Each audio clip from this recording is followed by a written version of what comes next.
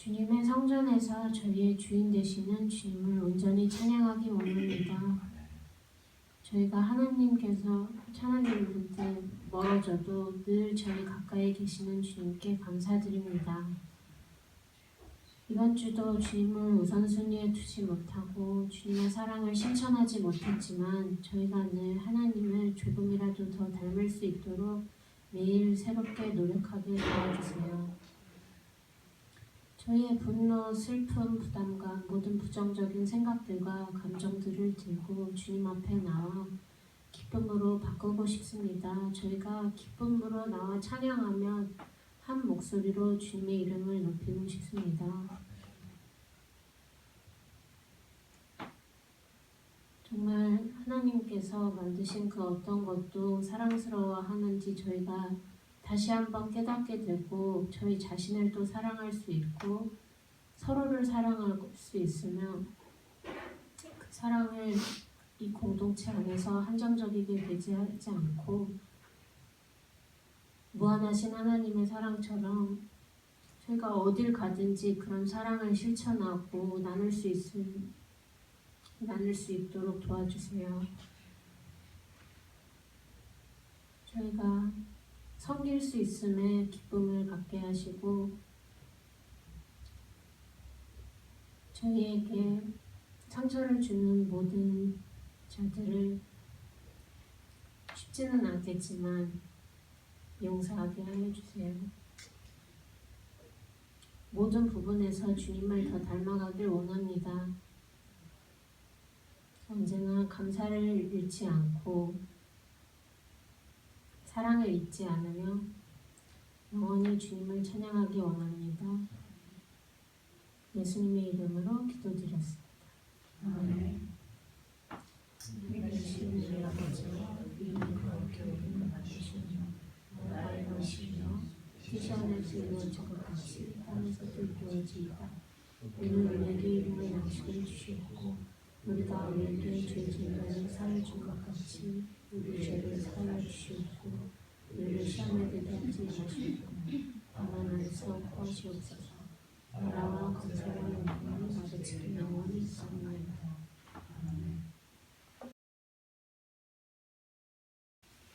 오늘 하나님께서 저희들에게 주신 말씀은 누가복음서 18장 9절에서 14절에 있는 말씀입니다.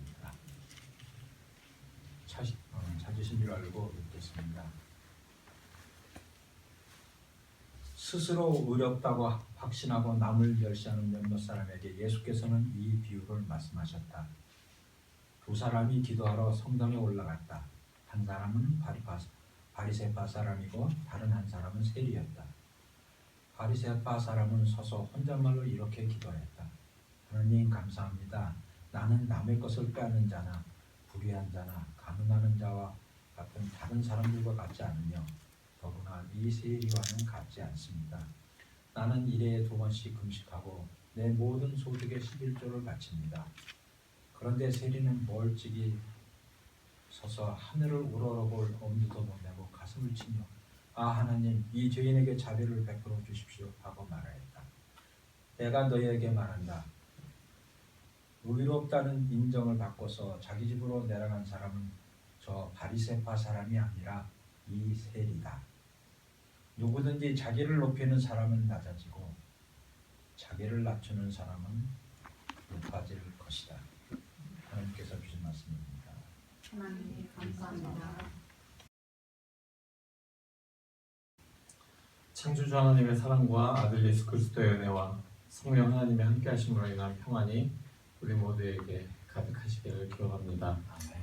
이제 서리가 내린다는 상강 계절기를 맞이했습니다. 근데 오늘은 상강이라기보다는 좀 날씨가 굉장히 많이 따뜻해져서 초가을 날씨인 것 같습니다. 그렇지만 이제는 아침에 일찍 들판에 나가보면은 또는 집 앞 마당에도 마당에 잔디나 들판에 내린 그 설이 하얗게 서린 그 위에 아침에 그 햇빛이 황금빛으로 들어오는 그런 것을 우리가 바라볼 수 있게 됩니다. 그러면서 아름다운 계절, 아름다운 그 빛의 계절이 이제 시작이 됩니다. 세계 계절이 가을이었다면은 이제 겨울에는 빛과 그림자로 우리에게 아름다움을 보여주시는 그런 계절인 것 같습니다. 이 가을 아침 아름다움을 통해서 우리에게 내리는 주님의 은총을 기억하는 우리 모두가 되기를 기원합니다. 오늘 누가복음 18장 본문은 바리새파 사람과 세리의 기도로 시작이 됩니다. 예수님께서 당시 바리새파 사람은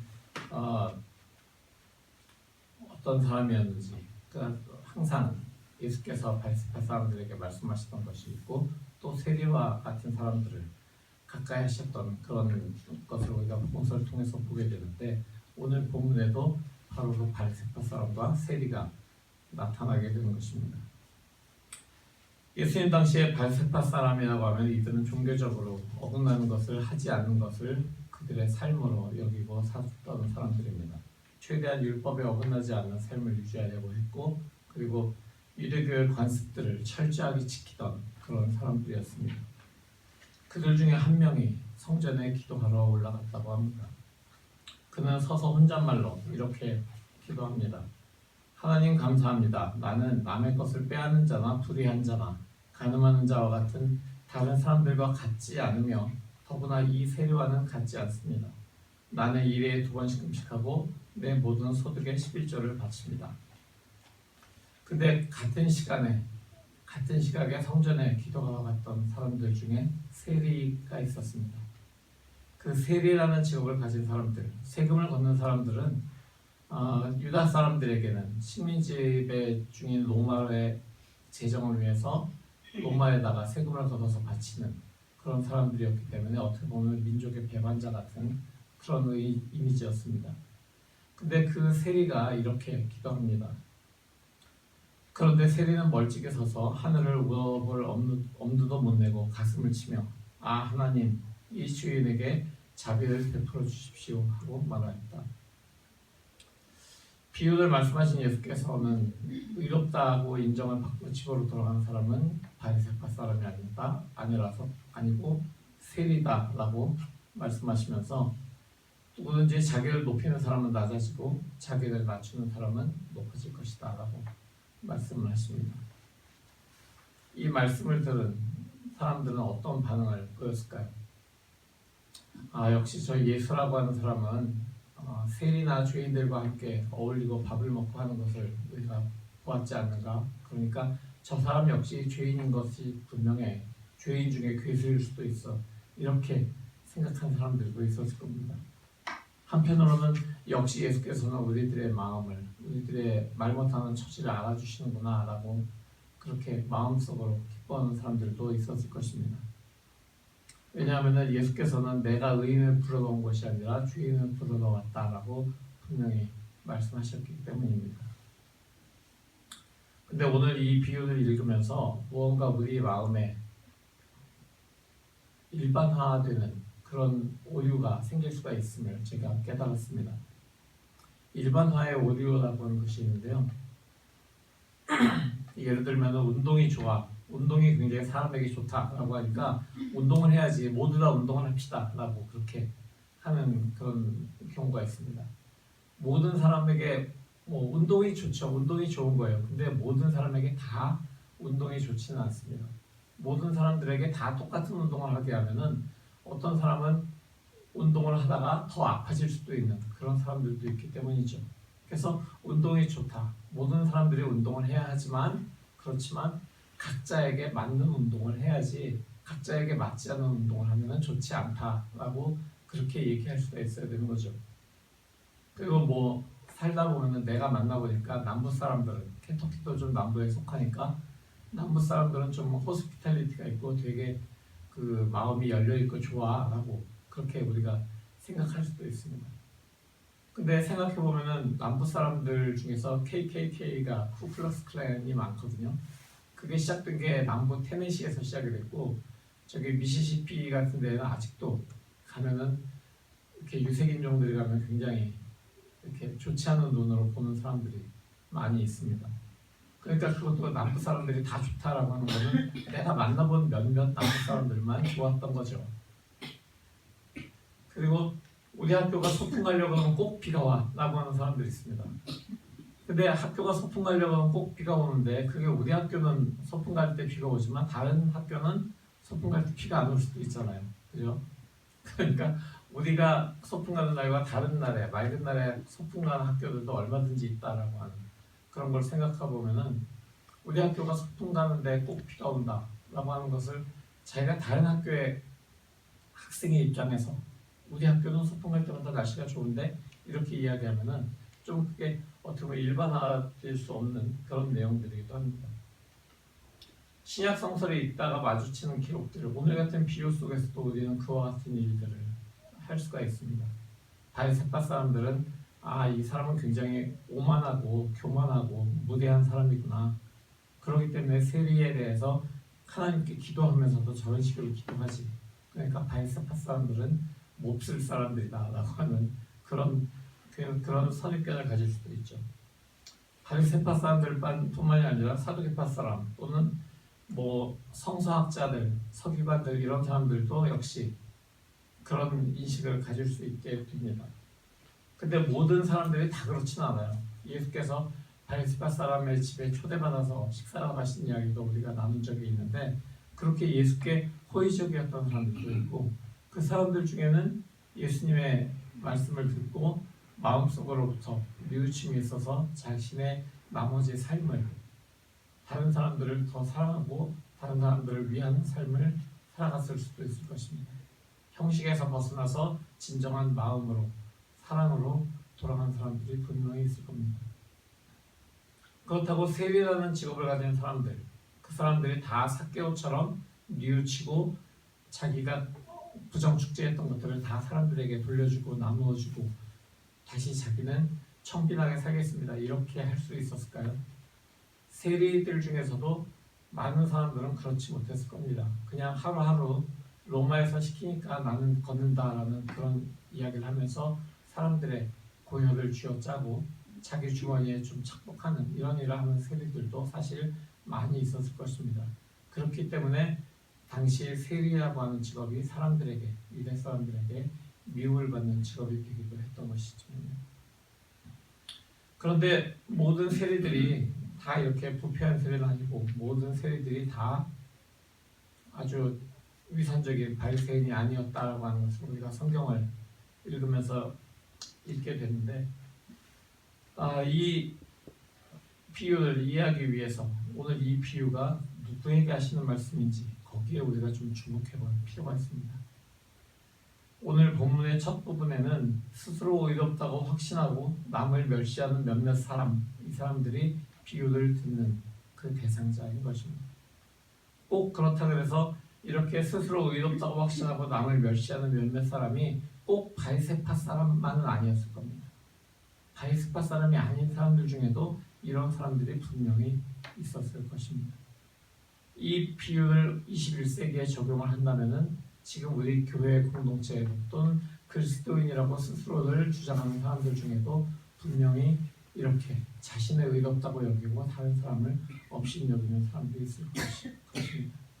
그래서 일반화를 하지 않고 그저 스스로 의롭다고 확신하고 남을 멸시하는 몇몇 사람이라고 하는 대상을 생각하면서 이 비유를 우리는 읽어야 될 것입니다. 이 비유를 말씀하신 예수님의 의도, 그것은 무엇일까요? 그것은 이렇게 자신의 의롭다고 확신하고 남을 비난하는 이런 사람들이 얼마나 내적인 삶이 망가져 있는지를 보여주시기 위함이 아니었을까요? 그래서 그들이 스스로의 편협한 기준으로 만든 스스로의 거룩함, 스스로의 성결함 이런 것들을 가지고 자신과 죄인을 구분하는 이런 삶이 얼마나 잘못되었는가, 바로 그것을 말씀하시기 위한 것이 바로 오늘 비유의 목적인 것입니다. 오늘 살아가는 우리도 이 비유를 읽으면서 바리새파 사람처럼 아니 남을 멸시하고 스스로 의롭다라고 확신하고 있지는 않은지, 그리고 나는 교회를 다니니까, 나는 그래도 그리스도인이니까, 나는 그래도 직분자니까 세상에 살아가는 사람들과는 달라라고 생각하고 있지 않은지 우리가 한번 돌아봐야 될 것입니다. 우리가 기도하다 보면은 죄인이라고 하는 단어를 사용합니다. 스스로를 죄인이라고 부르는 것은 내가 실수했다, 나에게 문제가 좀 있다라는 것을 우리가 고백하는 것입니다. 근데 이 죄인이라고 하는 단어를 사용하는 것이 내가 길을 잃고 엉망진창의 삶을 살아가고 있음을 인정하는 그런 내용이기도 하지만, 사실 기도하면서 내가 죄인입니다 라고 하는 그 고백은 내가 죄인이지만 놀라운 하나님의 은총에 기대어서 다시 한번 주님 안에서 회복되는 것을 바랍니다 라고 하는 그 기대를 안고 있기 때문에 나는 죄인입니다 라고 주님 앞에 우리가 고백하며 나아가는 것입니다. 왜냐하면 우리 그리스도인들은 그리스도 예수를 믿는 믿음을 고백하고 구원을 받았고 또 모든 죄에서 해방되었습니다. 그렇지만 우리 삶에, 우리의 습성 속에 아직도 남아있는, 우리의 본성 속에 아직 남아있는 죄의 성향이 우리를 하나님으로부터 멀어지게 하고 구원의 길에서 벗어나게 하기 때문에 우리가 그 지향을 잃지 않도록 구원의 길을 향하는, 구원의 길의 끝에 계신 예수 그리스도를 향한 그 우리의 발걸음의 방향을 잃지 않도록 하나님의 영에 의지하는 것, 그것이 필요하기 때문에 그렇습니다. 사실 우리가 지금 살아가면서 우리는 죄인입니다 라고 하는 기도를 많이 안 할 수도 있습니다. 우리 안에 있는 죄성을 가지고 주님 앞에 나아가면서 애통해하지도 않을 수 있습니다. 왜냐하면 지금 21세기라고 하는 이 세대가 죄가 무엇인지에 대해서 불분명한, 애매모호한 그런 입장을 가진 그런 세대이기도 하기 때문입니다. 심지어 교회 안에서도 동성애와 낙태 문제를 가지고 차별 금지에 대한 것을 가지고 심한 논쟁이 지금 벌어지고 있고, 교단이 두 개로 분리되고, 심지어 커다란 교회들은 교회 안에서 그것을 가지고 싸우는 그런 사람들끼리 파가 나뉘는 것을 볼 수 있습니다. 미국 내에서도 많은 교단들이 동성애, 낙태 이런 것들을 가지고, 차별금지와 같은 것들을 가지고 교단이 나뉘어지고 또는 서로 교단끼리 반목하는 그런 사태들도 벌어지고 있습니다. 우리가 속한 기독교 대한감리교도 마찬가지입니다. 교단 내에서 일부 사람들은 그래도 동성애라든가 낙태금지라든가 하는 것들에 대해서 우리가 어느 정도 포용성을 가지고 있어야 되지 않겠느냐라는 그런 입장이 있는가 하면은, 한쪽에서는 그런 건 절대로 안 된다라고 하는 아주 강경한 입장으로 지금 나뉘어져 있는 것입니다. 이런 상황 속에서 우리는 그리스도인으로 살아가면서 무엇이 죄인지 명확하게 알 수 있을까요? 심지어 대한민국의 지금 현 상황을 보면서 법을 집행하는 사람들이 지금 다른 사람들을 고발하고 또 그들을 잡아들이고 이러는 과정 속에서 우리가 뉴스를 통해서 보고 또는 많은 매체들을 통해서 보는 것처럼 정말 법을 집행하는 사람들의 공정함과 저들은 정말 깨끗하게 자기 자신이 법 앞에 당당하게 서 있을 수 있는가라는 것을 우리가 물어볼 때 아마 대부분의 사람들이 동의하지 않을 것 같습니다. 그런 상황에서 우리가 그리스도인으로서 죄라고 하는 것에 대해서 이 세상에 살아가면서 어떻게 인식을 해야 되는가라고 하는 것이 우리에게 문제로 다가오고 있습니다. 근데 이 죄라고 하는 것을 우리가 이야기할 때 성경에서는 죄는 단어의 뜻대로 하면은 관역을 벗어나는 것 또는 부도덕한 행위를 하는 것, 이런 것으로 우리가 읽힐 수 있습니다. 또는 하나님의 법을 어기는 것, 이런 것을 죄라고 이야기합니다. 그러면서 죄가 하나님의 진노를 일으키기 때문에 문제가 된다라고 우리는 말을 합니다. 하지만 하나님께서 죄 때문에 진노하신다라고 하는 것, 그것은 하나님께서 진노하시는 것이 우리가 저지른 죄 때문에, 우리가 가지고 있는 죄성 때문에 하나님께서 진노하신다라고 우리는 생각하는 것, 그것 또한 우리의 하나의 오해라고 할 수가 있습니다. 왜냐하면 하나님은 우리의 상상보다 훨씬 더 자신의 감정을 절제하실 수 있는 분이시기 때문입니다. 죄로 인한 문제는, 죄의 문제는 죄 때문에 우리가 죽는다라고 하는 것입니다. 하나님께서 진노하시는 이유는 죄 때문에 너희가 죽어가고 있는데, 나의 피조물인 너희가 죽어가고 있는데 왜 그걸 깨닫지 못하느냐라고 하는 것 때문에 하나님께서 진노하시는 것입니다. 우리 스스로를 죽게 만든다라고 하는 것이 무엇일까요? 그것은 우리가 사회에서 살아가면서 세상에서 살아가면서 사람들과 반복하는 것, 사람들과 관계를 끊어가는 것, 또는 아이를 낳지 못하는 불임이라고 표현을 할 수 있지만 어떤 열매들, 삶의 열매들을 맺지 못하는 것, 그리고 주변의 사람들과 조화를 이루지 못하는 것, 그런 것들을 우리는 죄라고 이야기할 수 있습니다. 죄에 대한 정확한 그런 정의라고 이야기한다면 우리가 완전한 인간이 되기를 거부하는 것이라고 할 수도 있습니다. 예수 그리스도께서 내가 온전하니 너희도 온전해라 라고 말씀하신 그 온전에 이르기를 거부하는 것이 바로 죄라고 하는 것입니다. 그렇기 때문에 우리는 하나님과 이웃들과 다른 피조물들과 심지어 나 자신에게 내 마음을 열어보이는 것을 거부하고 살아갑니다. 그렇기 때문에 아까 이야기한 반복, 단절, 소외, 부조화 이런 것들이 일어나는 것입니다. 죄라고 하는 것은 사실 우리 눈에 보이게 그렇게 나타나는 것은 많지 않습니다. 특히 우리 삶에서 우리가 죄라고 부르는 것, 사회에서 죄라고 부르는 것을 우리가 눈으로 명확하게 볼 수 있는 것들은 사실 손에 꼽을 수 있을 정도입니다. 실제로 죄라고 하는 것은 집 구석구석 쌓여가고 있는 먼지들, 청소를 한다고 하지만 보이지 않는 곳에 쌓여가는 먼지, 또는 우리 혈관 내에 쌓여가고 있는 어떤 콜레스테롤이라든가 또는 뭐 좋지 않은 당분이라든가 이런 것들 때문에 우리가 대사질환이 일어나는 것처럼 우리는 느끼지 못하지만 우리 안에 조금씩 쌓여가면서 우리 안에 원활하게 돌아가야 되는 생명의 기운을, 예수 그리스도의 생명의 기운을 늘게 만드는 그런 것들이 바로 죄라고 이야기할 수 있습니다. 더 나아가서 죄는 우리 주변에 대한 무관심이나 부주의함 또는 약속된 삶에 대한 두려움 이런 것들이 바로 죄라고 할 수 있습니다. 더 나아가면은 우리가 살아가고 있는 이 지구에서 하나님께서 만들어 놓으신 창조에 대한 파괴 또는 풍요로움을 잃는 것, 일관성이 없고 또는 좀비처럼 걸어다니지만 죽어있는 것, 그런 것들이 바로 죄입니다. 그러면서 이 죄가 우리 삶을 서서히 좀먹고 있는 그런 상황에서 우리가 바리새인처럼 우리는 의롭지만 우리는 신앙생활을 하면서 우리 삶에서 하나님의 의로움을 우리가 배워가지만 그 의로움을 배워가는 모습 속에서 우리가 스스로 의롭다고 생각하는 그 죄가 점점 쌓여가고 있지 않은가 우리는 돌아봐야 되는 것입니다.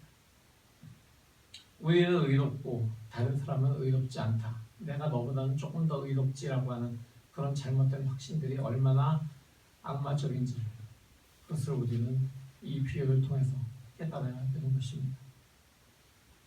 지금 주님께서 이 비유를 말씀하시면서 어떤 바리새인 그리고 어떤 세리라고 말씀하시는 것이 바로 그 이유인 것입니다.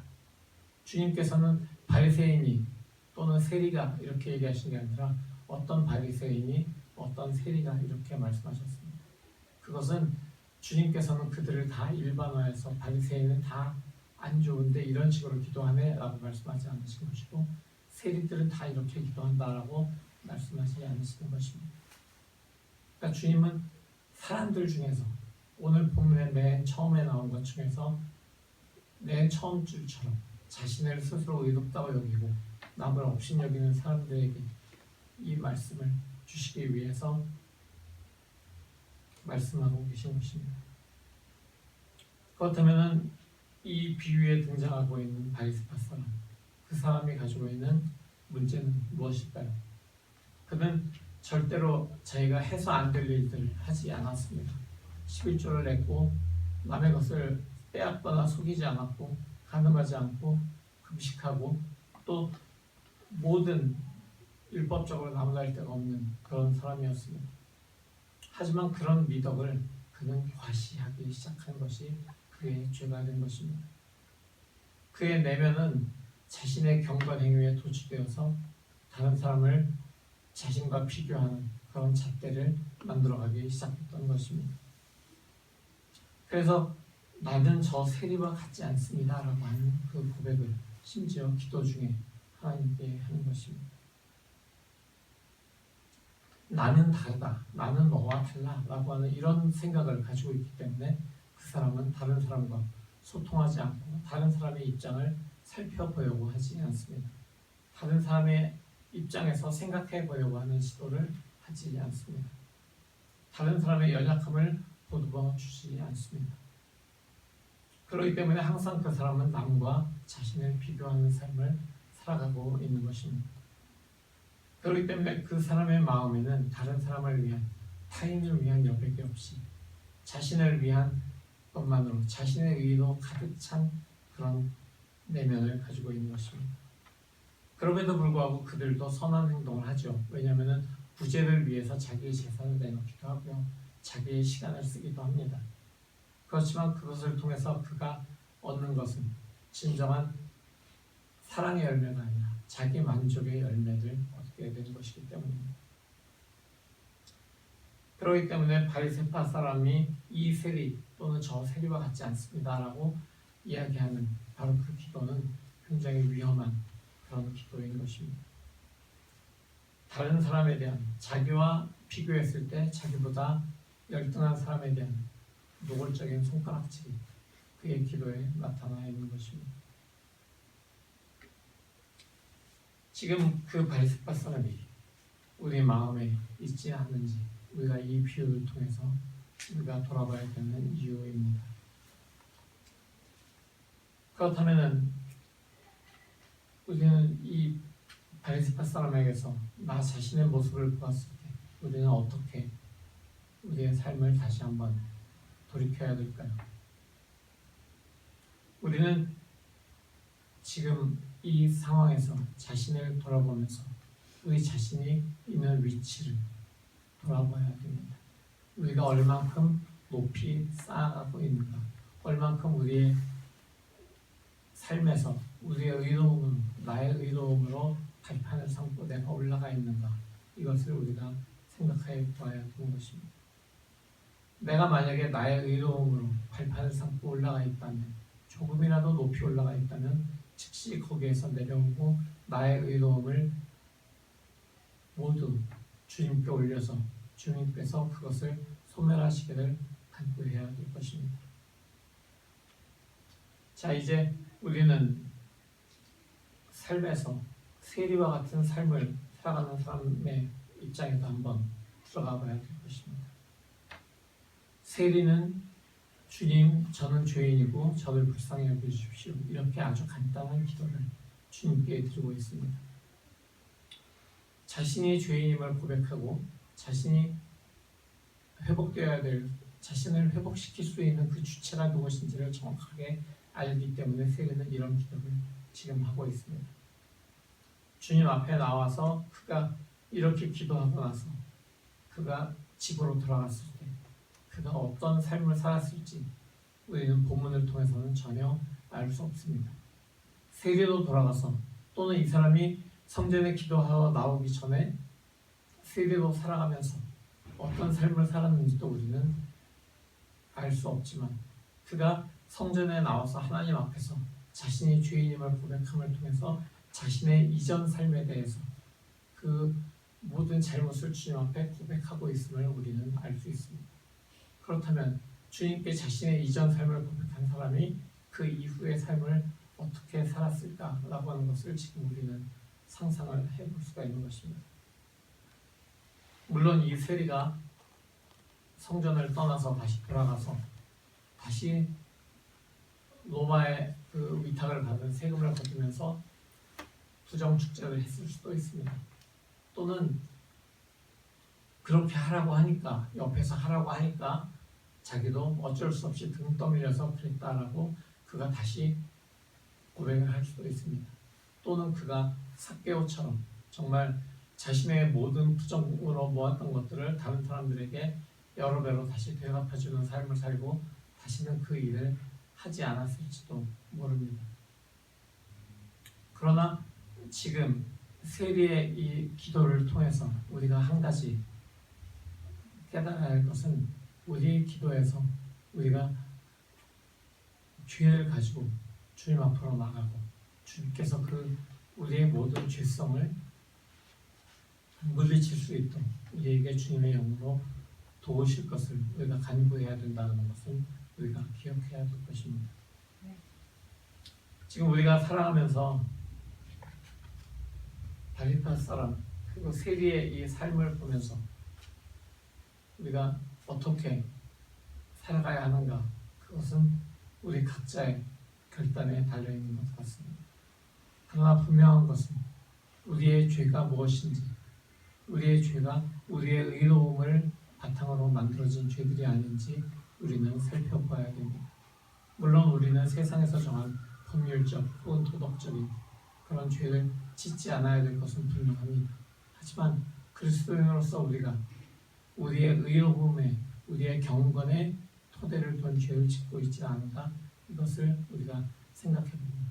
그 의로움의 계단에서 내려와서 주님께서 나에게 이루신 모든 것이 가장 의로운 것입니다 라는 것을 고백한 그런 기도를 주님께 올리고, 또 우리의 안에 남아있는 죄성까지도, 죄의 성질까지도 주님께서 다루실 것을 간구하는 그런 우리가 되어야 될 것입니다. 예수님께서는 하나님께 의롭다고 인정받은 사람이 세리라고 지금 말씀하셨습니다. 그때까지는 아무런 사람도, 어떤 사람도 세리를 그렇게 바라보지 않았습니다. 의로움이라고 하는 것은 종교적인 의로움을 살아가는, 형식적인 의로움을 살아내는 바리새파 사람들의 전유물이었고, 세리라고 하는 집단들은 늘 불의한 집단이라고 생각했을 뿐입니다. 하지만 주님께서는 하나님께 의롭다라고 인정받은 바로 그 어떤 세리처럼 우리도 우리 자신의 의로움을 바탕으로 올라서지 않고 항상 낮은 삶을 살아갈 것을 우리에게 요구하고 계십니다. 그래서 우리가 살아가면서 우리가 살아가는 그 모든 삶의 순간 속에서 우리가 우리 자신을 낮추고 겸손하게 살아가는 그런 겸손의 삶을 우리가 결단해야 될 것입니다. 왜냐하면 우리에게는 겸손의 모범을 보이신 예수 그리스도가 우리에게 계시기 때문입니다. 바로 하늘 보좌를 버리고 이 땅 위에 인간의 몸으로 오셔서 우리를 위해 십자가에 달려 돌아가신 그 예수 그리스도처럼, 그 예수 그리스도를 주로 고백하는 우리들은 주님의 겸손함을 따라 낮은 자리로 흘러가는 그런 삶을 살아가야 되는 사람들입니다. 그래서 우리의 의로움의 계단들을 옆으로 밀어놓고 주님과 함께 주님 서 계신 그곳을 향하여서 계속 내려가는 그런 우리 모두가 되어야 될 것입니다. 가을이 깊어가고 있습니다. 이때 우리 모두의 존재가 가을이 깊어가는 것처럼 새로워졌으면 좋겠습니다. 우리의 모든 거칠처럼 가지고 있던 색깔만 아름답던 그런 모든 이파리들을 내려놓고 주님의 주시는 그 창조의 빛으로 우리를 감싸시는 그런 계절을 우리가 기대하면서 아까 말씀드린 서리 위에 비치는 아침 햇살처럼 우리가 그렇게 살아가야 될 그런 계절이 우리에게 돌아왔습니다. 바로 그런 계절을 살아가는 우리 모두가 되기를 바랍니다. 그렇게 우리의 모든 의의를 내려놓고 우리의 모든 색을 내려놓고 주님이 우리에게 주시는 그런 주님의 은총으로 덧입혀지는 그런 우리 모두가 되기를 살아계신 예수 그리스도의 이름으로 축원합니다.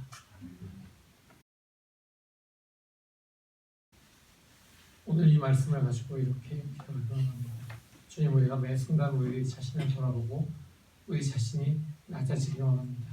우리의 종교적인 의의를 쌓아가는 것이 아니라 날마다 우리를 낮추고 또한 우리를 위해서 스스로 낮추신 그리스도 예수를 닮아가는 삶을 살아가기 원합니다. 이렇게 기도하겠습니다.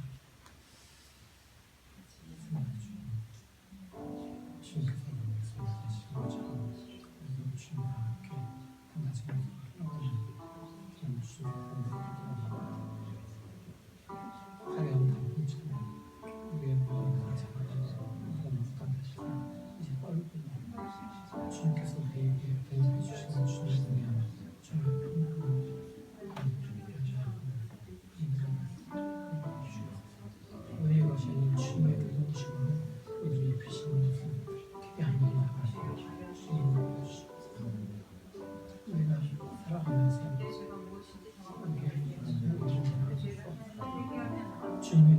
아침에 주님 생명을 도우시고 모든 말씀을 하나님의 수 있음을 지켜주시고 주님 우리의 힘으로 할 수 없으니 주님의 성령을 주시고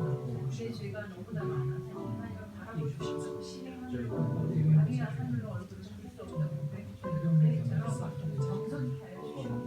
주님의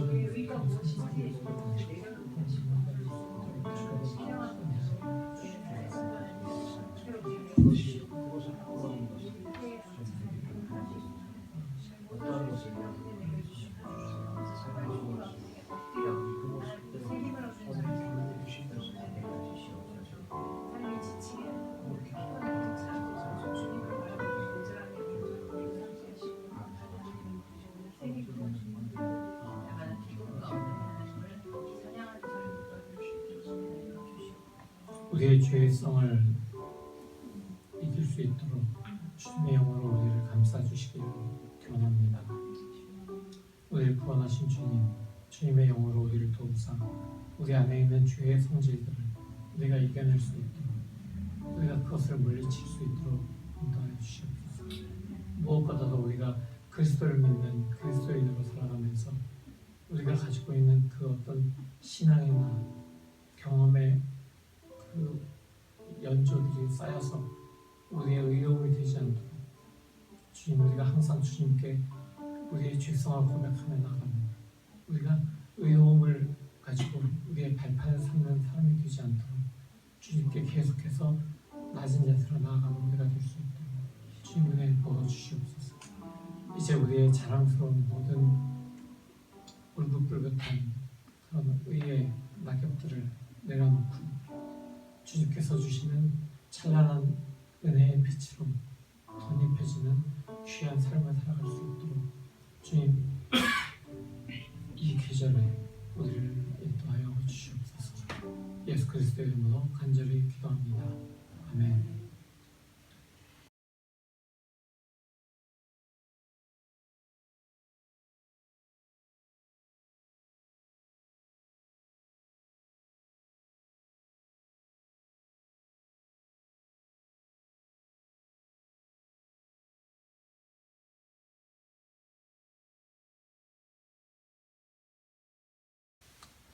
이제는 우리 주 예수 그리스도의 무한하신 은혜와 아버지 하나님의 지극하신 사랑하심과 성령 하나님의 내주하시고 인도하심이 이제 주님의 백성들로 주님과 함께 낮은 자리에서 주님의 은총을 경험하기 원하는 모든 주님의 백성들과 그들의 사랑하는 가정과 그들의 학업과 그들이 하는 모든 일터에 영원토록 함께 하시옵기를 간절히 축원하옵나이다.